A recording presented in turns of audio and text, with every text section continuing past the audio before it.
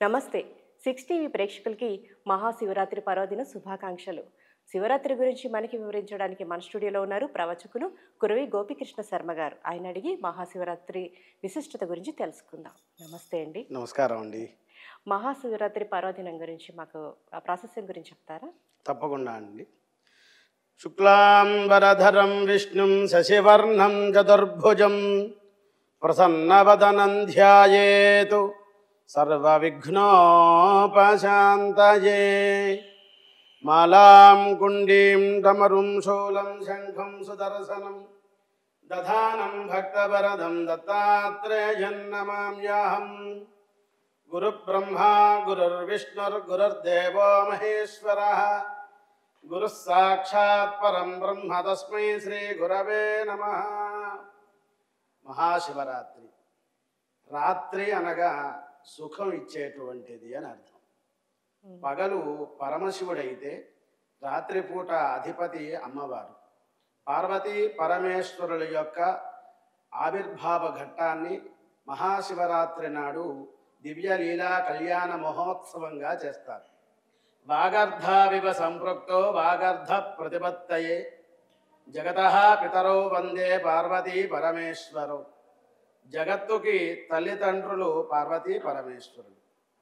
వాక్కుకి అర్థానికి రెండూ ఏ విధంగా కలిసి ఉంటాయో అటువంటి పార్వతీ పరమేశ్వరుల యొక్క అనుగ్రహం ఈ మహాశివరాత్రి నాడు మనం అందరం పొందాలి. ప్రతి మనిషికి కూడా చింత ఉంటుంది. చితి చింతయోర్మధ్యే చింతాయేవ గరీయసి. చితి దహతి నిర్జీవక చింతా దహతి జీవక.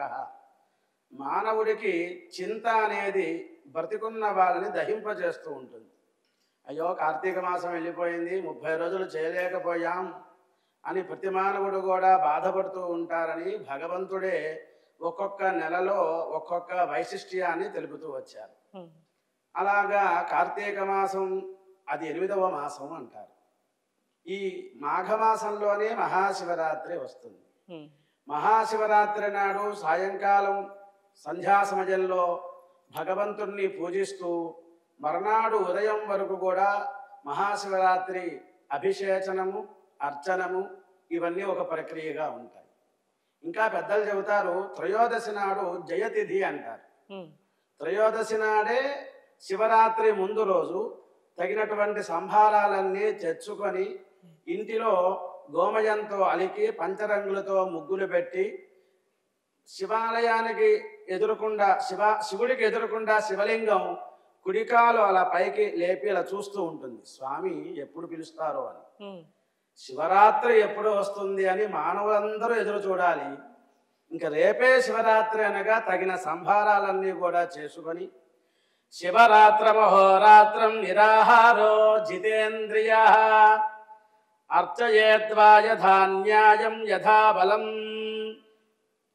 సంవత్సరం మొత్తం చేయకపోయినా ఈ మహాశివరాత్రి నాడు భక్తిగా ఆరాధనగా అర్చన అభిషేకం చేసినట్లయితే సంవత్సరం మొత్తం ఫలితం వస్తుంది.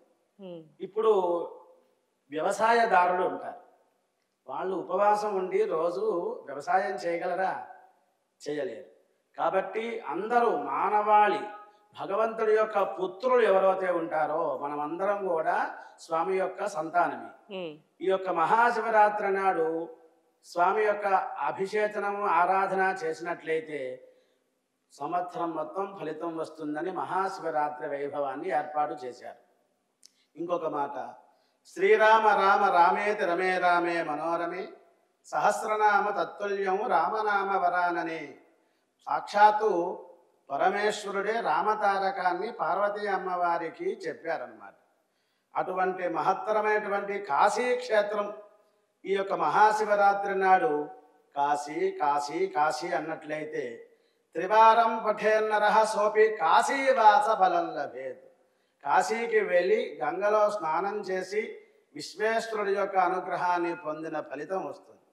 కాబట్టి ఒక్కసారి మానవుడు ఈ యొక్క శ్లోకాన్ని చదివితే శ్రీరామ రామ రామేతి అనే నామాన్ని 1000 నామాలు చెప్పిన ఫలితం వస్తుంది. అదేవిధంగా శివరాత్రి నాడు చిన్న శివలింగం చేసుకొని అభిషేకం చేసిన దేవాలయానికి వెళ్ళిన సంవత్సరం మొత్తం ఫలితం వస్తుందమ్మా. శర్మ గారు, మరి పరమేశ్వరుని మహాన్యాసంతో పూజించాలి అంటారు. ఆ అభిషేకం గురించి వివరిస్తారా?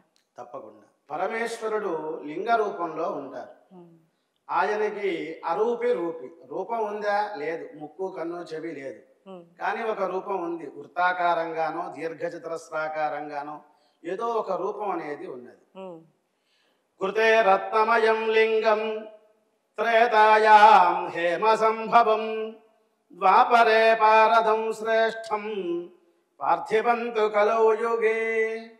మనకి మొత్తం 4 యుగాలు ఉన్నాయి. ఉమ్, కృతయుగము, త్రేతాయుగము, ద్వాపర యుగము, కలియుగము.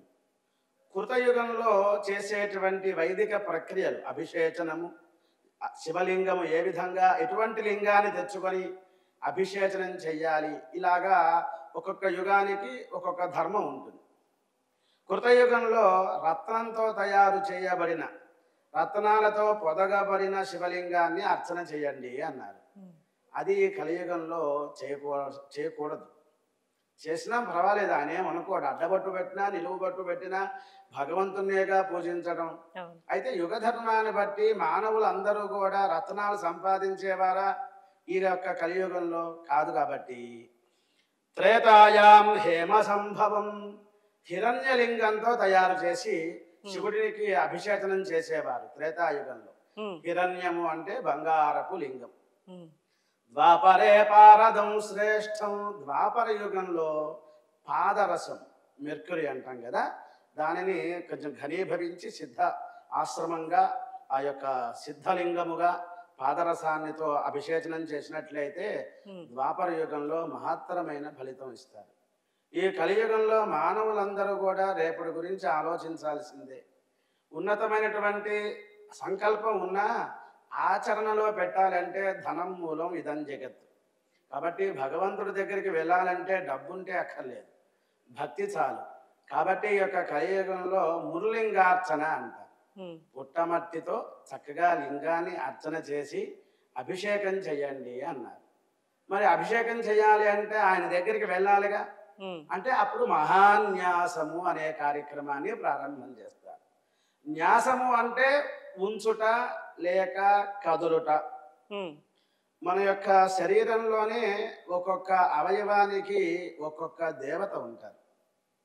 మీరు చూస్తుంటారు సినిమాల్లో కూడా రైటర్స్ రామాయణ భారత భాగవతాల్లో ఉన్నటువంటి ఆ యొక్క సంపదనే, దానినే పక్క వాళ్ళకి రైటర్గా వాళ్ళే చెబుతూ ఉంటారు. అంటే ఒక చోట ఉన్నది ఇంకొక చోట ప్రదర్శిస్తూ ఉంటారు.